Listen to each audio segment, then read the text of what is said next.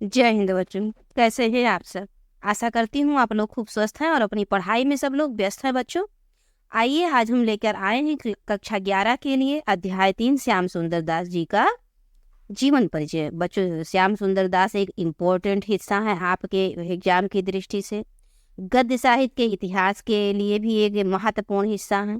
इनके जीवन परिचय से संबंधित, इनकी रचनाओं से संबंधित हमें एक नंबर की क्वेश्चन मिल सकते हैं। जो हमारे गद्य साहित्य का इतिहास है बच्चों, वहां पर मिल सकते हैं।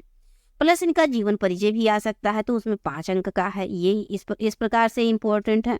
और फिर इनकी जो निबंध है उसमें जो इन्होंने लिखा उससे संबंधित प्रश्न भी बन सकते हैं। तो वही आइए बच्चों, ये हर प्रकार से महत्वपूर्ण है हमारी परीक्षा की दृष्टि से। तो आइए आगे बढ़ते हैं। आगे बढ़ने से पहले आपसे छोटी सी निवेदन है बच्चों कि आप चैनल को सब्सक्राइब अवश्य किया कीजिए और बेल आइकन को भी क्लिक किया कीजिए, जिससे आपको नोटिफिकेशन निरंतर मिलता रहे। क्योंकि बच्चों आप जुड़े हुए हैं लक्ष्य हिंदी क्लास चैनल किरण मैम के साथ।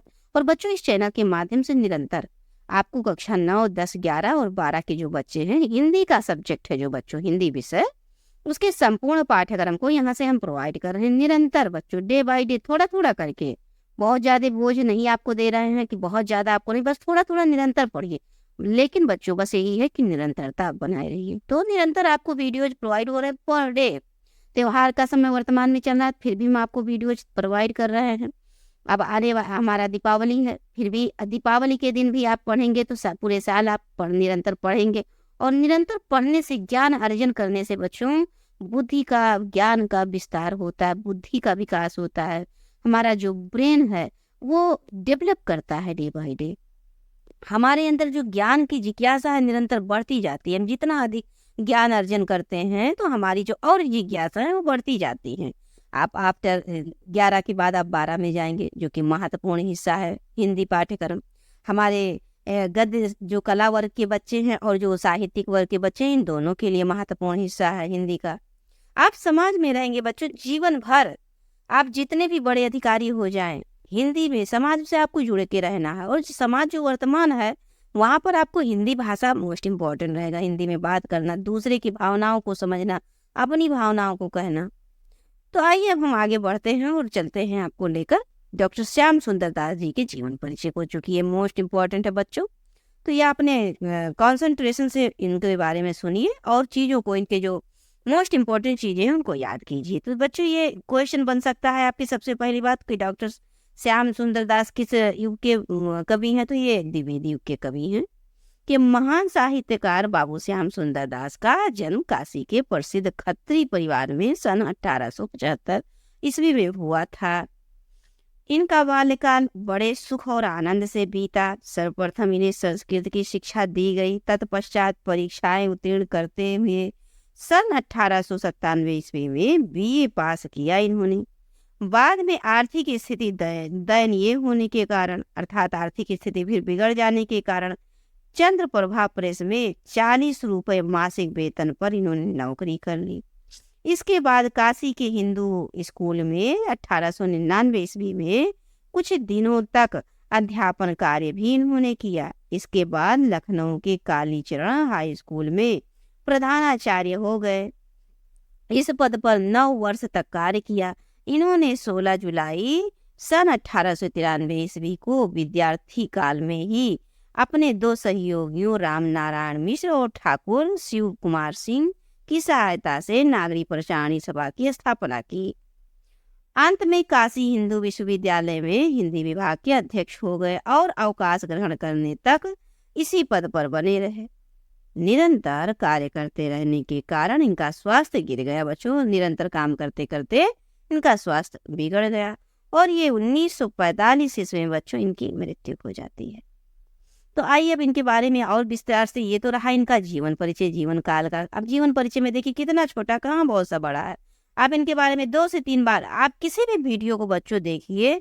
अगर आपकी चाहते हैं कि आपके मन मस्तिष्क पे चीजें बन जाएं, तो कम से कम आप 3 बार उसको पढ़िए उस वीडियो को। और फास्ट स्पीड नहीं, एकदम नॉर्मल स्पीड करके आप 3 बार कंसंट्रेशन से सुन के देखिए।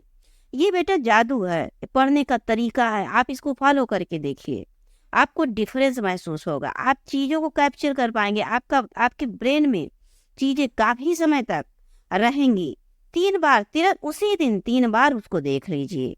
इसको फॉलो करके आप देखिए। तो आइए, अभी तक तो हमने इनके जीवन परिचय को, जन्म, शिक्षा दीक्षा और इनकी मृत्यु, अब आइए थोड़ा सा इनके बारे में और विस्तार से समझते हैं। तो श्याम सुंदर दास जी अपने जीवन के 50 वर्षों में अनवरत रूप से हिंदी की सेवा करते हुए उसे कोश, इतिहास, काव्य शास्त्र, भाषा विज्ञान, शोध कार्य, उपयोगी साहित्य, पाठ्य पुस्तक और संपादित ग्रंथ आदि से समृद्ध किया। किसे? हिंदी साहित्य को, उसके महत्व की प्रतिष्ठा की, हिंदी के महत्व की प्रतिष्ठा बनाए रखा। उसको आवाज था, हिंदी की आवाज को जन जन तक पहुंचाया। उसे खंडहरों से उठाकर विश्वविद्यालय के भव्य भवनों में प्रतिष्ठित किया। किसे? हिंदी साहित्य को। वो अन्य भाषाओं के समकक्ष बैठने की अधिकारिणी हुई। हिंदी साहित्य सम्मेलन ने साहित्य वाचस्पति और काशी हिंदू विश्वविद्यालय ने डी.लिट, यहाँ पर सिर्फ डी.लिट रहेगा बच्चों, यहाँ पर ये जो ठा है ये नहीं होना चाहिए, और यहाँ पर जो ये देखिए बच्चों, अब ये सही है, इस तरह से रहेगा। ये देखिए, ये थोड़ा सा एक्स्ट्रा हो गया। डी.लिट की उपाधि इनको प्राप्त हुआ। अब आइए आगे देखते हैं। डी.लिट की उपाधि देकर इनकी साहित्यिक सेवाओं की महत्ता को स्वीकार किया। अब आइए श्याम सुंदर दास की कृतियों को देख लेते हैं बच्चों, जो कि मोस्ट इम्पॉर्टेंट आपकी परीक्षा की दृष्टि से, हर दृष्टि से। आप अगर उधर 5 नंबर का जो क्वेश्चन आपकी गद्य साहित्य के इतिहास में यहाँ से बनेगा, तो भी इनसे संबंधित क्वेश्चन पूछ सकता है, इनकी रचनाओं से संबंधित। जीवन परिचय दे दिया तो भी पूछेगा, साहित्यिक परिचय या जीवन परिचय। और फिर उनसे रिलेटिव जो क्वेश्चन आपके पुस्तक में बनता है, इनके द्वारा रचित जो निबंध है उसमें पूछ लिया, उस दृष्टि से भी इम्पोर्टेंट है, हर प्रकार से इम्पोर्टेंट है बच्चों। तो इनका निबंध है गद्य कुसुमावली। इसके अतिरिक्त नागरी प्रचारणी पत्रिका में भी इनके लेख प्रकाशित हुए, जो कि काशी से प्रकाशित होता था बच्चों। नागरी प्रचारणी सभा की स्थापना कहाँ हुई थी? काशी में हुई थी। अब आलोचना ग्रंथ क्या है बच्चों? तो साहित्य और आलोचन गोस्वामी तुलसीदास, भारतेंदु हरिश्चंद्र और रूपक रहस्य, इन 3 चीजों पर इन्होंने, साहित्यालोचन, गोस्वामी तुलसीदास, भारतेंदु हरिश्चंद्र और रूपक रहस्य, इन 4 पर बच्चों इन्होंने आलोचना लिखी। आलोचना का अर्थ ये होता है कि किसी भी गद्य ग्रंथ को, किसी भी कहानी को लिखने के पहले उसको अच्छे से पढ़ना, उसका विश्लेषण करना, उसके गुण को भी देखना, उसके दोष को भी देखना, और दोनों चीजों पर चर्चा करना, दोनों चीजों पर बात करना आलोचना कहलाता है। अब देखिए बच्चों, भाषा विज्ञान में इन्होंने भाषा विज्ञान, हिंदी भाषा का विकास और हिंदी भाषा और साहित्य को इन्होंने लिखा। क्या क्या लिखा? भाषा विज्ञान लिखा। श्याम सुंदर दास की बात हो रही है बच्चों। हिंदी भाषा का विकास इन्होंने लिखा, और हिंदी भाषा और साहित्य को भी लिखा इन्होंने। संपादित रचनाओं को देखते हैं बच्चों। तो हिंदी शब्द सागर, वैज्ञानिक कोश, हिंदी कोविदमाला, मनोरंजन पुस्तक माला, पृथ्वीराज रासो, नासिकेतोपाख्यान, छत्र प्रकाश, वनिता विनोद, इंद्रावती, हमीर रासो, शाकुंतल नाटक, ये सब इनकी रचनाएं रही बच्चों। तो याद करके रखिएगा, हिंदी शब्द सागर, वैज्ञानिक कोश, हिंदी कोविदमाला, मनोरंजन पुस्तक माला, पृथ्वीराज रासो, नासिकेतोपाख्यान, छत्र प्रकाश, वनिता। नासिकेतोपाख्यान सदन मिश्र का है बच्चों, लेकिन इन्होंने उस पर कोई वो लिखा है, अपने शब्दों में लिखा है। तो वही पृथ्वीराज रासो आप जानते हैं चंद्रवरदाई का है, इंद्रावती गोस्वामी जी का है। और ये देखिए बच्चों, क्या कहते हैं, इंद्रावती नूर मोहम्मद का है, हमीर रासो हो गया। और शाकुंतल आप जानते हैं, ये तो उनका है, क्या कहते हैं, कालिदास जी का संस्कृत भाषा में जो नाटक है। श्री रामचरितमानस आप इसको भी जानते हैं, तुलसीदास जी द्वारा रचित महाग्रंथ है, महाकाव्य है। और दीनदयाल गिरि की ग्रंथावली, मेघदूत, प्रमाण रासो। आपने नागरी प्रचारणी पत्रिका अर्थात डॉक्टर श्याम सुंदर दास जी ने नागरी प्रचारणी पत्रिका का भी दीर्घ काल तक संपादन किया। अन्य रचनाओं में बच्चों भाषा रहस्य, मेरी आत्म कहानी, हिंदी साहित्य निर्माता, साहित्यिक लेख, ये सब इनकी अन्य रचनाएं रही। अब थोड़ा सा इनके बारे में और विस्तार से समझ लेते हैं बच्चों। बाबू श्याम सुंदर दास की भाषा सिद्धांत निरूपण करने वाली, सीधी, ठोस, भावुकता विहीन और निरअलंकृत होती है। इनकी भाषा कैसी है? सिद्धांत निरूपण पर अर्थात सैद्धांतिक थी, और सीधी सादी थी एकदम, कोई मतलब एकदम सीधी भाषा, सरल भाषा थी। ठोस थी अर्थात भाषा में मजबूती थी, और भावुकता थी, भावुकता विहीन थी अर्थात इनकी भाषा में भाव नहीं थे, मतलब भावनाएं नहीं थी। जो बात सत्य कहते थे तो ये भावना विहीन होती थी, क्योंकि सत्य थोड़ा सत्य होता है, कटु होता है। और निरअलंकृत थी, मतलब अलंकारिक नहीं थी, मतलब उनकी भाषा में अलंकार का प्रयोग लगभग कम ही हुआ।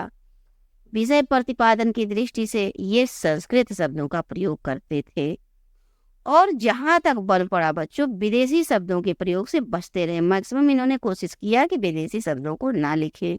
संस्कृत शब्दों का इन्होंने अधिकाधिक प्रयोग किया। कहीं कहीं पर इनकी भाषा दुरूह और अस्पष्ट भी हो जाती थी। आपने देखा ना, इनकी भाषा ठोस है और निरअलंकृत है, सिद्धांत निरूपण है, तो थोड़ा सा कठिन हो जाता था समझने में। उसमें लोकोक्ति का प्रयोग भी बहुत, अर्थात लोकोक्ति हो गया, मुहावरा हो गया, इन सब का जब प्रयोग होता है, अलंकार हो गया, तो भाषा थोड़ा रोचक हो जाती है, सुंदर हो जाती है। लेकिन इनकी कविता में ऐसा कुछ नहीं था, अर्थात अलंकार वगैरह, लोकोक्ति, मुहावरा, ये सब प्रयोग कम ही मिलता है। वास्तव में इनकी भाषा का महत्व उपयोगिता की दृष्टि से है, और उसमें एक विशिष्ट प्रकार की साहित्यिक गुणता भी है बच्चों। इनकी प्रारंभिक कृतियों में भाषा शैथिल्य दिखाई पड़ती, अर्थात भाषा बहुत हल्की दिखाई पड़ती, लेकिन किंतु धीरे धीरे वो प्रौढ़ हो रहे हैं और विद्वान हो रहे हैं और समझ विकसित हो रहा है उनमें, तब वो प्रौढ़, स्वच्छ, परिमार्जित और संयत होती गई भाषा इनकी। बाबू साहब ने, श्याम सुंदर साहब ने अत्यंत गंभीर विषयों को बोधगम्य शैली में प्रस्तुत किया। बोधगम्य अर्थात बच्चों समझने योग्य शैली में, समझ पर ज्यादा आधारित थी, भाव पर कम थी। संस्कृत के तत्सम शब्दों के साथ तद्भव शब्दों का भी यथेष्ट इन्होंने प्रयोग किया। इन्होंने शैली को दुरूह बनाने से बचाया, इन्होंने अपनी शैली को ज्यादा कठिन बनाने से बचाया। इनकी शैली में सुबोधता थी, समझ में आ रहा था, सरलता थी, विषय प्रतिपादित और निपुणता थी, क्योंकि बहुत काफी ये विद्वान थे। इनके वाक्य विन्यास कैसे थे, तो जटिल और थोड़ा दुर्बोध नहीं थे, बहुत ज्यादा जटिल नहीं थे इनके जो वाक्य विन्यास थे। प्रस्तुत निबंध भारतीय साहित्य की विशेषताओं में, लेखक ने भारतीय साहित्य की अनेक विशेषताओं का वर्णन किया। पहली विशेषता समन्वय की थी। भारतीय दर्शन में परमात्मा तथा जीवात्मा में कोई अंतर नहीं माना जाता। लेखक के अनुसार इसी दार्शनिक मान्यता के आधार पर कला व साहित्य में समन्वय का आदर्श प्रमुख बना हुआ है। तो देखा बच्चों आपने इनकी जीवन परिचय को, साहित्यिक परिचय को। अब आपने इनकी रचनाओं को देखने के बाद साहित्यिक परिचय से हेडिंग डाल देंगे, या यहाँ पर देखिए बच्चों, अभी आपने देखा श्याम सुंदर दास जी की कृतियां, और उसके बाद आपने कृतियों लिख दिया, देखिए निबंध हो गया, आलोचना, अलग अलग हेडिंग टू, ये सब हेडिंग है बच्चों। आप हेडिंग जैसे काले पेन से लिखेंगे, ये सब काले पेन से लिखने के बाद इसको और चीज़ों को नीले पेन से, इसको बार बार आपको याद करना पड़ेगा। ये आपकी परीक्षा की दृष्टि से मोस्ट इम्पोर्टेंट है बच्चों, आप इनको याद करके रखिएगा। आपकी परीक्षा में कम से कम कुछ नहीं तो 1 से 2 नंबर इनकी परीक्षा, इनकी अध्याय से, इनसे संबंधित आपसे प्रश्न बन सकता है। तो बच्चों अब मिलते हैं आपको नेक्स्ट क्लास में। हमारा ध्येय है कि आपको सारी जितनी भी आपके पाठ्यक्रम में चीजें हैं, संस्कृत हो गया, काव्य सौंदर्य हो गया, हिंदी व्याकरण हो गया, संस्कृत व्याकरण हो गया, सारी चीजों को प्रोवाइड कराएं बच्चों। इसी उद्देश्य से हम पाठ को बच्चों, जो गद्य खंड अभी हम पढ़ा रहे हैं, अभी आपको तीसरा अध्याय है आपका डॉक्टर श्याम सुंदर दास जी, तो इनके पाठ को ना पढ़ाकर इनसे संबंधित जो क्वेश्चन आंसर है बच्चों, क्वेश्चन हम लेकर आएंगे और साथ में उसको व्याख्या भी करेंगे, और साथ में क्वेश्चन के साथ जो आंसर बनेंगे, 5 आंसर लगभग प्रत्येक गद्यांश का बनता है, तो बच्चों गद्यांश आधारित प्रश्न उत्तर लेकर आपके सामने उपस्थित होंगे। मिलते हैं बच्चों नेक्स्ट क्लास में। जय हिंद। आप स्वस्थ रहें, मस्त रहें, माता रानी से यही कामना रहेगी। जय हिंद बच्चों।